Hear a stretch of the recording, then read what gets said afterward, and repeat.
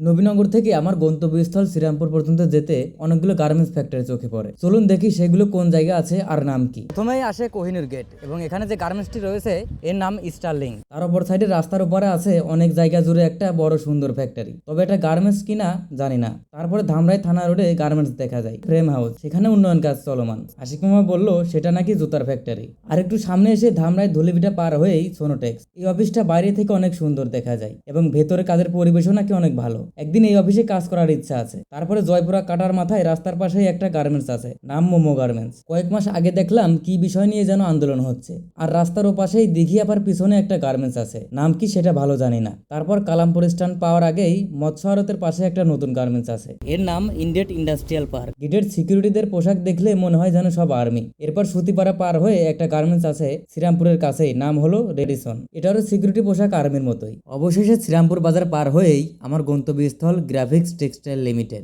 এবং এরপরেই আছে একেইস, সেটা বাথুলি। হয়তো ভিডিওতে কোনো গার্মেন্টস বাদ যেতে পারে, কারণ বাসের ভিতর থেকে যেগুলো দেখা যায় সেগুলোর কথাই বললাম। ভিডিওতে কোনো গার্মেন্টসের নাম ভুল বললে মাফ করবেন, কারণ চলতি পথে রাস্তা থেকে যা দেখা যায় তার উপর ভিত্তি করে ভিডিওটি বানালাম।